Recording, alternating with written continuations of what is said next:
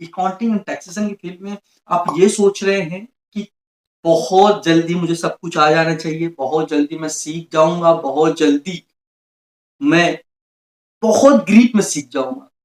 देखिए, जब आने के बाद जब पता चलता है, रियलाइज़ होता है 2-3 महीना कि यार कि अब क्विट कर देना चाहिए। बहुत लोगों को मैं देखा हूँ, बहुत लोग ये क्वेश्चन करते हैं, भाई मैं 1 साल काम किया लेकिन मुझे समझ में नहीं आ रहा कि मैं उसे छोड़ दूँ, दूसरा कोई करूँ। जैसा कि मैंने हालाँकि बोला कि पीछे मुझे 1 साल तक जब मैं काम किया इस फील्ड के अंदर, तो मुझे रियलाइज़ हुआ कि अभी जो काम नहीं हो रहा है, मीन्स अभी जो समझ में नहीं है, आगे चल के समझ में आएगा। तो वही मेरे साथ हुआ, जब धीरे-धीरे इस फील्ड में घुसना चालू किया, अंदर जाना चालू किया, देन रियलाइज़ कि समझ में सारी चीज़ें आ रही है। तो आज अकाउंटेंट टैक्सेशन मैं दोनों देखता हूँ और मोस्टली जो मेरा वर्क है वो जीएसटी पे रहता है। मैं जीएसटी का काम ज़्यादा करता हूँ। अगर इनकम टैक्स है और आईटीआर कि टीडीएस को हटा के अगर मैं जीएसटी पे ज़्यादा फोकस करता हूँ और बहुत सारे ऐसे भी विज़िट करना पड़ता है क्लाइंट को, जैसा कि 2-3 ऐसे भी क्लाइंट हैं जहाँ पर मुझे जाकर वहाँ पर फाइल करना पड़ता है, जो क्लाइंट सिर्फ वहाँ के लोग जो अकाउंटेंट रहते हैं वहाँ पे काम कर लेते हैं, अकाउंटिंग का फाइनलाइज कर लेते हैं एंड देन बस मुझे जाके जीएसटी फाइल करना होता है और भी कुछ ऐसे चीजें होते हैं जो मेन पॉइंट्स वो देख के उनको समझाना रहता है। बट मोस्टली ज्यादा मुझे ऑफिस पे ही काम करना है, लेकिन जब विजिट पे जाता हूँ तो लोगों के बहुत सारे सवाल भी रहते हैं, जैसा कि कभी दूसरी वीडियो में बताऊंगा। लेकिन इस टॉपिक पर मैं जो बात कर रहा हूँ, मैं अकाउंटिंग कैसे सीखा, टैक्सेस सीखा, ये ज्यादा इंपॉर्टेंट है। देखिए, हालांकि मैंने मेहनत बहुत की अपनी इस फील्ड के अंदर कि अ, आप सबको पता है कि एक जब बंदा कहीं गांव से दूसरे शहर में आता है, जैसे कि मेरा गांव यूपी है, और यूपी से जब यहाँ पर आया तो सारी चीजें बहुत अलग थी। अ, लोग तो बहुत समझते हैं मुंबई को, लेकिन नहीं, मैं मुंबई में जॉब करता हूँ बट मेरा घर यूपी में है। और वहां से जब यहाँ पर ट्रेवल आप करेंगे कि कोई अजनबी शहर में, अजनबी जहाँ पे जहाँ किसी को ना जानते हो, बट थोड़ा सा प्रॉब्लम होती है। लेकिन मेरा जो फोकस था यही था कि मुझे कुछ बन के निकलना है, कुछ बनना है। ये सोच के मैं बहुत ज्यादा यहाँ पर वर्क किया, मेहनत किया। आप यकीन नहीं करेंगे, मैं 10 बजे मॉर्निंग में ऑफिस आता था और 10 और 11 बजे रात को मैं अपने रूम पर जाता था। घर कह लो, रूम कह लो, वहां पर जाता था। और वो सारी चीजें जो मैं सीखता था यहाँ पर, जो मुझे बताते थे, वो सारी चीजें मैं यूट्यूब पर कि जब मेरा चैनल नहीं था तो वहां पर मैं रिपीट करता था कि बहुत सारे ऐसे चैनल्स अवेलेबल है जहां से मैं वीडियोस देखता था, गूगल करता था, किताबें पढ़ता था, जो भी अवेलेबल रहते थे हमारे ऑफिस के अंदर।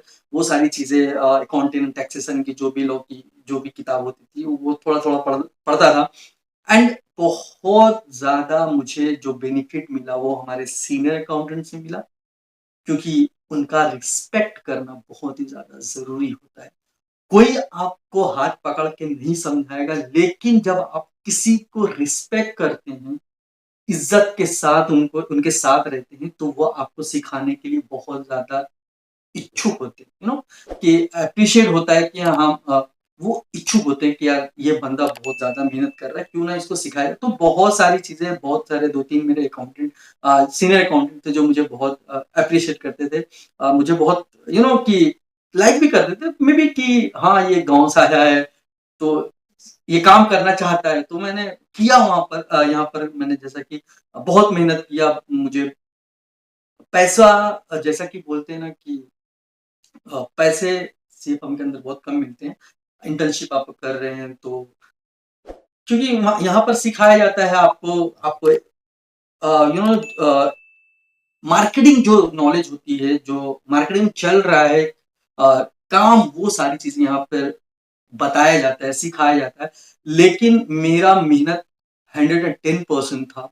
और क्योंकि मुझे समझ में आता था कि बहुत सारी चीजों में मैंने बहुत लोगों से सुना भी हूँ, बहुत ऐसे लोग हैं जो बोलते हैं कि मेहनत अगर कर रहे हैं तो डेडिकेशन के साथ करें, फोकस के साथ करें। ये सारी चीजें अगर आपके साथ हैं, अगर आप इसे मानते हैं कि फोकस के साथ, डेडिकेशन के साथ, सारी शिद्दत के साथ काम करोगे तो एक दिन आप इसका फल जरूर चखेंगे। तो वो मेरे साथ हुआ। आई एम नॉट से कि मैं बहुत ज्यादा वो हूँ, नॉलेजेबल हूँ इस फील्ड के अंदर, लेकिन आई एम स्टिल लर्नर। मैं अपने आप को हमेशा स्टिल लर्नर ही मानता हूँ कि मुझे और कुछ भी सीखना है इस फ़ील्ड के अंदर और कुछ भी आपको समझाना है इस फ़ील्ड के अंदर। तो यही मेरा मोटो होता है और मैं बहुत कुछ सीखता था अकाउंटिंग सीखता था, फिर उसके बाद स्टार्टिंग से तो मैं अकाउंटिंग पे ही सीखा, डायरेक्ट टैक्सेशन पे नहीं गया एंड देन फिर उसके बाद टैक्सेशन में घुसता गया, घुसता गया, घुसता गया और काम बखूबी आता गया और अभी भी मैं वो सारी चीज़ें R&D करता रहता हूँ, जो भी नई चीज़ें अपडेट होती हैं, जो नई चीज़ें नहीं मालूम होती है, वो सारी चीज़ें अपने सीनियर से करता हूँ और जो मेरे जूनियर हैं, उनको मैं बताता रहता हूँ, जिसके कारण मुझे और नॉलेज होता है। देखो, ज्ञान बाँटने से ज्ञान बढ़ता है और पूछ-पूछ के लोग पंडित होते हैं। ये हमारे बॉस का फिलॉसफी है और मेरी भी फिलॉसफी बचपन से हम सुनते आए हैं कि ज्ञान बाँटने से ज्ञान बढ़ता है और पूछ-पूछ के लोग पंडित होते हैं। तो वो चीज़ें मैंने फ़ॉलो करता गया, जो नहीं समझ में आता था मैं पूछ लेता था। क्योंकि पूछना थोड़ा-सा शर्म आता है, तो आप कभी सक्सेस नहीं हो पाएँगे, आप कभी कुछ नहीं बन पाएँगे। पूछना आना चाहिए, लोगों से पूछना आना चाहिए। अगर आपको लग रहा है आपको एम्बैरेस फ़ील होगा, आपको बहुत बेकार लगेगा, तो कितने दिन तक बेकार लगेगा?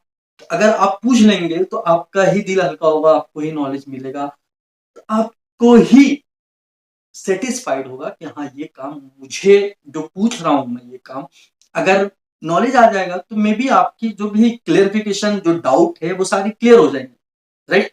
और जैसा कि मैंने पूछ-पूछ के लोग पंडित बनते हैं और जब नॉलेज आपको आ जाए, आपको एक्सपीरियंस हो जाए, तो आप अपने जूनियर को बताइए। उससे क्या आपकी सारी चीज़ें रिपीट होती जाएँगी, राइट? तो ज्ञान आने पर ज्ञान बाँटे और ना आने पर पूछे।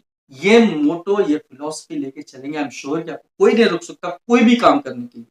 आई होप सो ये वीडियो आपको अच्छी लगी तो दोस्तों शेयर करना। अगर ये वीडियो अच्छी लगी तो प्लीज़ लाइक करना फॉर मोटिवेशन। मिलते हैं नेक्स्ट वीडियो में, तब तक के लिए टेक केयर, बाय बाय।